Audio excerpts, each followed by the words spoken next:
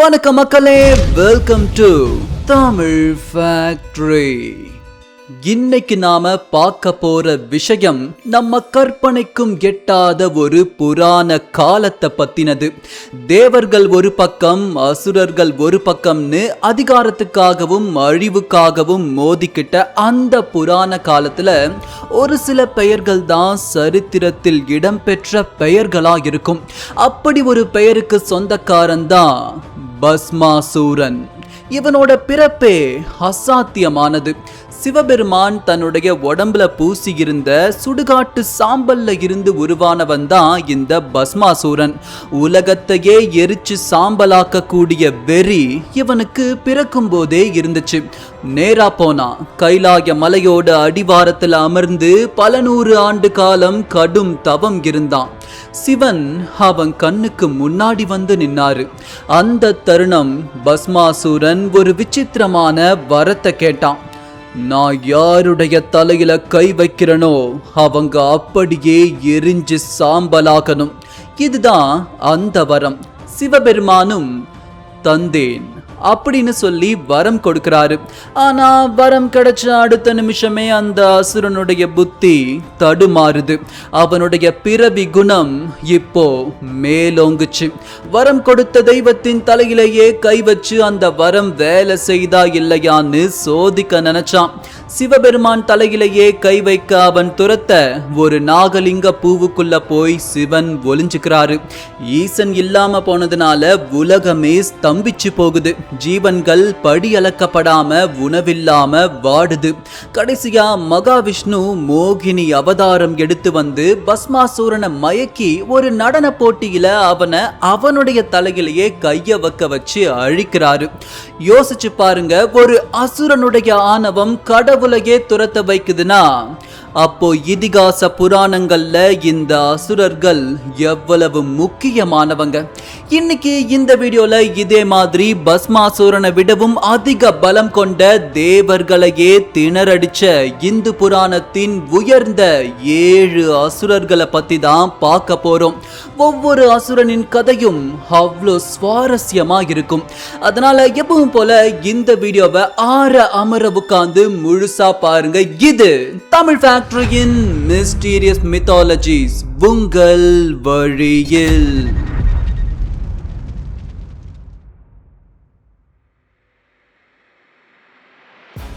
7ஆம் இடம் விருத்ராசூரன். இவன் சாதாரண அசுரன் கிடையாது. மிக பெரிய மலைப்பாம்பு வடிவத்துல இருந்த ஒரு வினோதமான அசுரன். இவன் பிறப்புக்கு பின்னாடி ஒரு பெரும் பழிவாங்கும் கதையே இருக்கு.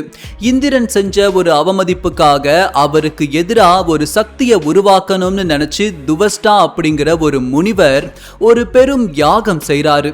அந்த வேள்வி தீயில் இருந்து பிறந்தவன் தான் இந்த விருத்ராசூரன்.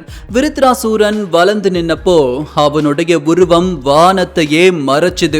இவ செஞ்ச மொத வேலை இந்த உலகத்துல இருக்கிற எல்லா தண்ணீரையும் குடிச்சு தீர்த்துட்டான். ஆறுகள் காஞ்சு போச்சு, கடல் வத்தி போச்சு, உலகமே தாகத்தால தவிச்சுது. இந்திரனால கூட இவனை ஒண்ணுமே செய்ய முடியல. ஏன்னா யாகத்தில் இருந்து பிறந்த இவனுக்கு ஒரு வரம் இருந்துச்சு. எந்த ஒரு உலோகத்தாலையும் எந்த ஒரு உயிருள்ள பொருளாலையும் அழிவு இல்லாத ஒரு வரம் இவனுக்கு இருந்துச்சு. கடைசியில தேவர்கள் எல்லாம் சேர்ந்து மகாவிஷ்ணு கிட்ட போறாங்க. மகாவிஷ்ணுவோ ததீசி முனிவரை கை காட்டுறாரு. ததீசி முனிவருடைய முதுகு தண்டு எலும்புல இருந்து ஒரு ஆயுதத்தை செஞ்சா மட்டும்தான் இவனை அழிக்க முடியும்னு மகாவிஷ்ணு சொல்றாரு. முனிவரின் அந்த உன்னதமான தியாகத்திற்கு பிறகு உருவானதுதான் வஜ்ராயுதம். இப்படி உலோகமாகாத உயிரற்ற ஒரு ஆயுதத்தை உருவாக்கி அந்த ஆயுதத்தை கொண்டுதான் இந்திரன் இந்த அசுரனை கொன்று வதம் செய்றாரு. உலகத்துல இருக்கிற மொத்த தண்ணீரையும் குடிச்சு தேவர்களுக்கே தாகத்தையும் பசியையும் கொடுத்த ஒரு அசுரனுடைய கதை தான் விருத்ராசூரன் கதை. 6ஆம் எண் பானாசூரன். இந்த அசுரனை பத்தி சொல்லணும்னா இவனுக்கு 1000 கைகள் உண்டு. ஆமா, 1000 கைகள். இவன் வேற யாரும் இல்ல, சத்திய யுகத்துல வாழ்ந்த மகாபலி சக்கரவர்த்தியுடைய ஒரே மகன். பானாசூரன் ஒரு மிகப்பெரிய சிவபக்தன். இவனுடைய 1000 கைகளாலையும் மிருதங்கம் வாசிச்சு சிவபெருமானையே மெய் சிலிர்க்க வச்சிருப்பான். சிவபெருமான் இவனுடைய பக்தியில மயங்கி உனக்கு என்ன வேணும்னு கேட்க, என்னுடைய கோட்டைய நீங்க தான் காவல் காக்கணும் அப்படின்னு ஒரு வரத்தை கேட்டுட்டான் இந்த பானாசூரன். சிவபெருமானே ஒரு அசுரனுடைய கோட்டைக்கு காவலா நிக்கிறார்னா அந்த காட்சிய கற்பனை பண்ணி பாருங்க. ஆனா இவனுடைய அழிவு இவனுடைய ஆணவத்தாலேயே வந்தது. இவனோட மகள் உஷா கிருஷ்ணரோட பேரன் அனிருத்தனை விரும்புறாங்க. இதனால கோபமான பானாசூரன் அனிருத்தனை சிறை வைக்கிறான். இத கேள்விப்பட்டு கிருஷ்ணரே போருக்கு இறங்கி வராரு. அப்போ நடந்த போர் சாதாரணமானது கிடையாது. ஒரு பக்கம் கிருஷ்ணர், இன்னொரு பக்கம் சிவபெருமான். அந்த அசாத்தியமான போர்க்களத்தை ஹரிஹர போர்க்களம்னு புராணம் சொல்லுது. கடவுள்களுக்குள்ளேயே போர் நடக்கிறதுக்கு பானாசூரன் ஒரு காரணமா இருந்திருக்கான்னா அவன் உண்மையிலேயே என்ன பொறுத்த வரைக்கும் பயங்கரமான அசுரன் தான். கடைசியில கிருஷ்ணர் பானாசூரனுடைய 996 கைகளை வெட்டி எரிஞ்சிட்டு 4 கைகளை மட்டும் விட்டு வைக்கிறாரு. பானாசூரன் உயிரோட விடப்பட்டாலும் கடவுள்களையே போரிட வச்ச அவனுடைய ஆளுமை விவரிக்க முடியாதது. 5ஆம் எண் மகிஷாசூரன். இவன் ஒரு எருமை முகம் கொண்ட ஒரு விசித்திரமான அசுரன். இவன் பிரம்மா கிட்ட இருந்து ஒரு பயங்கர வரம் வாங்குறான். எந்த ஒரு ஆணாலையும், எந்த ஒரு தேவனாலையும், எந்த ஒரு அசுரனாலையும் எனக்கு அழிவு வரக்கூடாது. இதுதான் அந்த வரம். பாவம், பெண்ணின் சக்திய அவன் குறைச்சு மதிப்பு போட்டுட்டான். ஒரு பெண்ணால தனக்கு ஆபத்து வரும்னு இவன் கனவுல கூட நினைக்கல. அந்த வரம் வாங்கிய திமிர்ல இவன் தேவலோகத்தையே கைப்பற்றினான். இந்திரன் உள்பட எல்லா தேவர்களையும் அடிச்சு விரட்டினான். இவனை யாராலையும் அசைக்க முடியல. ஏன்னா வரம் மட்டும் இல்ல, இவன் ஒரு பயங்கரமான மாயாவி. ஒரு நிமிஷம் எருமையா இருப்பான், அடுத்த நிமிஷம் சிங்க உருவத்துக்கு மாறுவான், மறுகணமே இந்திரனோட உருவத்தையே எடுப்பான். இவனுடைய இந்த உருவ மாற்ற வித்தை தேவர்களையே குழப்பத்தில் ஆழ்த்துச்சு. கடைசியில மும்மூர்த்திகளும் சேர்ந்து அவங்களுடைய சக்தியை ஒன்னா திரட்டி துர்கை அம்மனை உருவாக்குறாங்க. மும்மூர்த்திகள் சக்தி இணைந்து அந்த மொத்த சக்தியும் கொண்டு துர்கை அம்மன் போரிட்ட பிறகும் அங்க உடனே போர் முடிஞ்சிடல. 9 நாள் யாராலையும் கற்பனை பண்ண முடியாத போர் நடக்குது. மகிஷாசூரன் ஒவ்வொரு நாளும் ஒவ்வொரு உருவத்தை எடுத்து போர்க்களத்தை இன்னும் கடினமாக்கிக்கிட்டே போனான். ஆனா 10ஆவது நாள் தேவி தன்னுடைய சூலாயுதத்தால அவனுடைய மார்பை பிளந்து வதம் பண்றாங்க. ஒரு பெண்ணின் சக்திக்கும் கோபத்திற்கும் முன்னாடி எந்த ஒரு அசுர சக்தியும் நிலைக்காதுன்னு உணர்த்தும் கதை தான் இந்த மகிஷாசூரனுடைய கதை. 4ஆம் எண் மகாபலி. இப்ப நாம 4ஆம் எண் கிட்ட வந்திருக்கோம். ஆனா இவரை மத்த அசுரர்கள் கூட சேர்த்து பார்க்க முடியாது. ஏன்னா இவர் மகாபலி சக்கரவர்த்தி. அசுர குலத்துல பிறந்தாலும் இவர் ஒரு சிறந்த ஆட்சியாளர், மக்களுடைய அன்பை பெற்றவர்.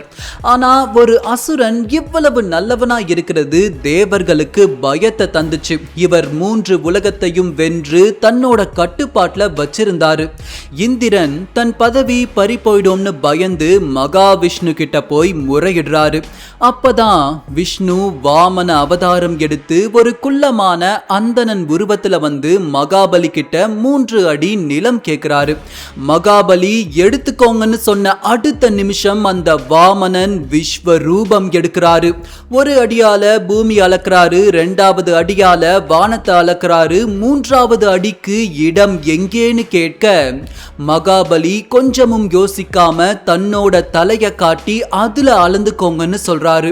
விஷ்ணு அவருடைய பாதத்தை மகாபலி தலை மேல வச்சு அவரை பாதாள லோகத்துக்கே அனுப்புறாரு. கொடுத்த வாக்க உயிரே போனாலும் காப்பாத்தணும்னு நினைச்ச மகாபலிக்கு சாகா வரம் கொடுக்கிறாரு விஷ்ணு பகவான். அது மட்டும் இல்லாம விஷ்ணுவின் கடைசி அவதாரம் கல்கி பிறப்பெடுக்கும் போது மகாபலி மீண்டும் பாதாள லோகத்தை விட்டு வெளியே வருவார்னு கல்கி புராணம் சொல்லுது.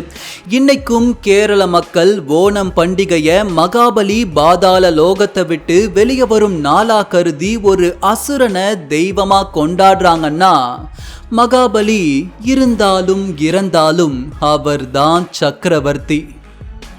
3ஆம் எண் இரண்யகசிபு. சத்தியயுகத்துல அசுர குலத்தோட மிகப்பெரிய அரசனா இருந்தவன் தான் இரண்யகசிபு. இவனை வெறும் அசுரன்னு மட்டும் சொல்லிட முடியாது. இந்த உலகத்தையே தன் காலுக்கு கீழே கொண்டு வந்து விஷ்ணு பகவான் இருக்கும் போதே தன்னை கடவுளா வணங்க வச்சவன். ஏன்னா இவன் பிரம்மா கிட்ட இருந்து வாங்கின வரம் அப்படி. எனக்கு சாவு வரக்கூடாதுன்னு நேரடியா கேட்காம சாவு வர்றதுக்கான எல்லா வழிகளையும் அடைச்சான் இரண்யகசிபு. மனிதர்களாலேயோ மிருகங்களாலேயோ சாவு வரக்கூடாது. மாளிகைக்கு உள்ளேயும் சாகக்கூடாது, வெளியேயும் சாகக்கூடாது. பகல்லையும் மரணம் வரக்கூடாது, இரவுலையும் மரணம் வரக்கூடாது. நிலத்துல நீர்ல ஆகாயத்துலன்னு எந்த இடத்துலையும் எனக்கு மரணம் இருக்கக்கூடாது. எந்த ஆயுதத்தாலையும் எனக்கு அழிவு வரக்கூடாது. மனிதனாலும் அழிவு வரக்கூடாது, தேவர்களாலும் அழிவு வரக்கூடாது, கடவுளாலும் அழிவு வரக்கூடாது, எந்த ஒரு விலங்காலும் அழிவு வரக்கூடாது அப்படின்னு ஒரு பயங்கரமான வரத்தை இவன் வாங்கி இருந்தான். இப்படி ஒரு வரம் இவனுக்கு சாகா வரம் போல வேலை செஞ்சுது. இந்த வரம் பெற்ற தைரியத்துல இவன் தன்னையே கடவுளா அறிவிச்சுக்கிட்டான். விஷ்ணுவின் நாமமான ஹரி அப்படிங்கிற சொல்லையே யாரும் உலகத்துல சொல்லக்கூடாதுன்னு சட்டம் போட்டான். ஆனா விதி பாருங்க, அவனுடைய சொந்த மகன் பிரகலாதனோ மகா விஷ்ணுவுடைய தீவிர பக்தனா பிறப்பெடுத்தான். அவன் ஒவ்வொரு முறையும் விஷ்ணுவின் நாமத்தை சொல்லும் போது தன்னுடைய மகன்னு கூட பார்க்காம இரண்யகசிபு செஞ்ச சித்திரவதைகள் கொஞ்சம் நஞ்சமில்ல.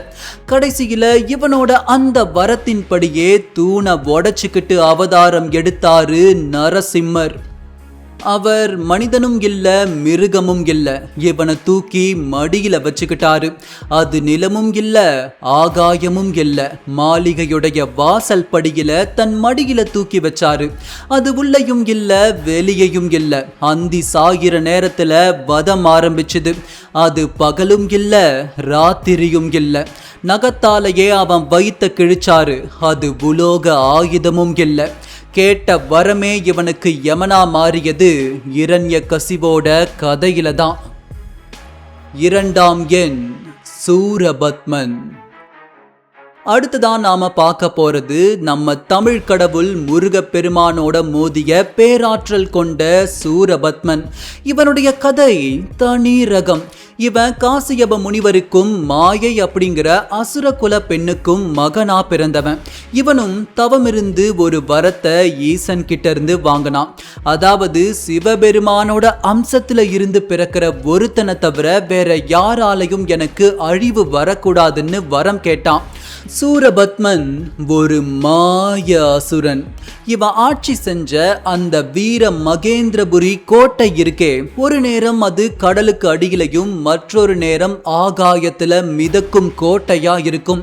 கடவுள்களாலேயே நெருங்க முடியாத அளவுக்கு தேவர்களை பிடிச்சு அந்த வீர மகேந்திரபுரி சிறையில அடிமைப்படுத்தினா சூரபத்மன். இவன் கிட்ட இருந்த இன்னொரு பெரிய சக்தி என்னன்னா, இவன் மாய சக்திகள்ல கை தேர்ந்தவன். போர்க்களத்துல இவன் ஒரு இடத்துல இருக்கவே மாட்டான். ஒரு கணம் மேகத்துக்குள்ள மறைவான், அடுத்த கணம் கடலுக்குள்ள குதிப்பான், அடுத்த நிமிஷமே நெருப்புக்குள்ள இருந்து வெளியே வருவான். இப்படி கற்பனை பண்ண முடியாத மாய சக்திகள் இருந்ததால எந்த தேவர்களாலும் இவனை வெல்ல முடியல. இவனை அழிக்கிறதுக்காகவே ஈசனுடைய நெற்றிக் கண்ல இருந்து பிறப்பெடுக்கிறாரு முருகப்பெருமான். முருகப்பெருமான் கூட நடந்த அந்த போர் 6 நாட்கள் நீடிக்குது. அதை தான் நாம கந்த சஷ்டியா கொண்டாடுறோம். போரோட கடைசி நேரத்துல இவன் ஒரு மாய மரமா உருமாறி நிக்கிறான். முருகப்பெருமான் தன்னுடைய வேலால் அந்த மாய மரத்தை ரெண்டா பிளக்குறாரு. அப்ப கூட சூரபத்மனை அவர் அழிக்கல. அந்த அசுரனுடைய வீரத்தை மதிச்சு ஒரு பாதிய மயிலா மாத்தி தன்னுடைய வாகனமாகவும் இன்னொரு பாதிய சேவலா மாத்தி தன்னுடைய கொடியிலையும் வச்சுக்கிறாரு. மரணத்திலையும் ஒரு அசுரனுக்கு கிடைச்ச மிக பெரிய கௌரவம் இதுதான். சூரபத்மனுடைய வீரமும் அவனுடைய மாய சக்திகளும் இன்னைக்கும் புராணங்கள் போற்றும் விதமாதான் இருக்கு. 1ஆம் எண் ராவணன். இவரை பத்தி நான் என்ன சொல்ல? இவரை அசுரன்னு சொல்றதை விட மாபெரும் அறிஞன்னு சொல்றதுதான் பொருத்தமா இருக்கும். லங்காதிபதி ராவணேஸ்வரன். இதுவரை நாம பார்த்த அசுரர்கள் எல்லோரும் சக்தியாலையும் வரத்தாலையும் உயர்ந்து நின்னவங்க. ஆனா ராவணன் அப்படி இல்லை. அவர் ஒரு மிகப்பெரிய சிவபக்தன், இசை மேதை, ஜோதிட நிபுணர். ராவணனை அசுரன்னு புராணங்கள் சொல்லுது. நம்ம கம்பரும் அவரை அசுரன்னு தான் எழுதியிருக்காரு. ஆனா அந்த காலத்துல இருந்த சமூக அரசியல் காரணங்களால ஒரு மாபெரும் தமிழ் மன்னனை அசுரனா சித்தரிக்க வேண்டிய கட்டாயம் கம்பருக்கு இருந்துச்சு. ஆனா அந்த அசுரன் அப்படிங்கிற பட்டத்தை ஓரம் வச்சுட்டு பார்த்தோம்னா இவருடைய பெருமைக்கு முன்னாடி இந்த பட்டியல்ல வந்த மத்த யாருமே நிக்க முடியாது. ராவணனுடைய 10 தலைகள் எதை குறிக்குது தெரியுமா? அது வெறும் அசுர தோற்றம் இல்லை. 4 வேதங்களையும் 6 சாஸ்திரங்களையும் கரைச்சு குடிச்ச அந்த மேதமையுடைய அடையாளம் தான் அந்த 10 தலைகளும். சிவபெருமானுடைய மனசை குளிர வைக்கிறதுக்காக தன்னுடைய ஒரு தலையையே வெட்டி நெருப்புல போட்டவர் ராவணன். அது மட்டும் இல்ல, தன் தாயின் ஆசைக்காக ஈசன் அமர்ந்திருந்த கைலாய மலையையே தன் கைகளால தூக்கிய பேராற்றல் கொண்டவர். அந்த சமயத்துல சிவபெருமான் மலைய தன் கால் விரலால அழுத்தினப்போ ராவணன் தன்னுடைய நரம்பையே எடுத்து வீணையாக்கி சாம வேதங்களை தேவகானத்துல பாடினாராம். அந்த இசைக்கு மயங்கிதான் சிவன் அவருக்கு சந்திரஹாசம் அப்படிங்கிற வாளை பரிசா கொடுத்தாரு. இவரோட ஆற்றல் எந்த அளவுக்கு இருந்துச்சுன்னா, நவகிரகங்களையே தன் கட்டுப்பாட்டுல ராவணன் வச்சிருந்தாரு. அழிக்க முடியாத வீரனா தன் மகனை உருவாக்க தன் மகன் மேகநாதன் பிறக்கிறப்போ கிரகங்கள் எல்லாம் எங்கெங்க நிக்கணும்னு கட்டளையிட்டவர். ஜோதிட சாஸ்திரத்துல இவருக்கு இருந்த ஞானம் அபாரமானது. உண்மையை சொல்ல போனா அடுத்த நாள் போர்க்களத்துல இறக்க போறோம்னு தெரிஞ்சுதான் போர்க்களத்துல போய் முன் வரிசையில நின்னாரு ராவணன். ஜோதிட உண்மை ஒரு பக்கம் இருந்தாலும் தன் இனத்தின் மானம்தான் மரணத்தையே அவரை துச்சமா நினைக்க வச்சுது. ராமனுடைய அம்பு பட்டு கீழே விழுந்து சாகும் நிலையில ராவணன் இருக்கிறப்போ ராமரே லட்சுமணனை பார்த்து அவர்கிட்ட போய் உபதேசம் கேட்டுட்டு வான்னு சொன்னாராம். தன் எதிரியே வியந்து போற அளவுக்கு அறிவு கடலா இருந்தவர் தான் ராவணன். அதனாலதான் தமிழ் மன்னன் ராவணன் புராணங்கள் கூறும் கதையில் கடவுள்களுக்கே இணையானவர், முதலானவர். ஆக எல்லா நாணயத்துக்கும் 2 பக்கம் இருக்கு. அதுபோல் புராணங்களில் மிக சக்தி வாய்ந்த அசுரர்களின் பட்டியலை தான் இந்த பதிவுல நாம பார்த்தோம். புராண கதைகள் எப்பவுமே சுவாரஸ்யமானது. அதுக்கு எல்லைகளே கிடையாது. இப்படி அசுரர்களை பத்தி படிச்சுக்கிட்டே வரும்போது தான் எனக்கு ஒரு விஷயம் தோணுச்சு. நீங்க நல்லா கவனிச்சு பாத்தீங்கன்னா, இந்த அசுரர்கள் எல்லோருக்கும் வரங்களை சிவபெருமானும் பிரம்மனும் தான் அள்ளி வழங்கி இருப்பாங்க. பிரச்சனைன்னு வரும்போது எல்லாரும் ஓடி போறது விஷ்ணு பகவான் கிட்ட. இவங்க பாட்டுக்கு சும்மா வரத்தை கொடுத்துட்டு போயிடுவாங்களாம். அதுக்காக ஒரு அவதாரத்தை எடுத்து கஷ்டப்பட்டு பிரச்சனைகளை சரி செஞ்சு சமநிலையை கொண்டு வரதே விஷ்ணு பகவானுக்கு புராணத்துல வேலையா இருக்கு. இத பத்தி நீங்க என்ன நினைக்கிறீங்க? உங்களுடைய கருத்துக்களை கீழே கமெண்ட் செக்ஷன்ல சொல்லுங்க. இந்த வீடியோவை பார்த்துக்கிட்டு இருக்கிற நீங்க நம்ம சேனலுக்கு சப்ஸ்கிரைப் பண்ணலனா இப்பவே சப்ஸ்கிரைப் பண்ணிக்கோங்க. இந்த வீடியோ உங்களுக்கு பிடிச்சிருந்துச்சுன்னா இந்த வீடியோவுக்கு ஒரு லைக் கொடுங்க. இது போல் பார்க்க வேண்டிய பதிவுகள் பல ஆயிரம். உங்கள் ஆதரவு எங்களுக்கு உற்சாகம் தரும். தாமதம் வேண்டாம், இப்போதே இணைந்திடுங்கள் தமிழ் ஃபேக்டரியுடன். விரைவில் சந்திக்கிறேன். நன்றி.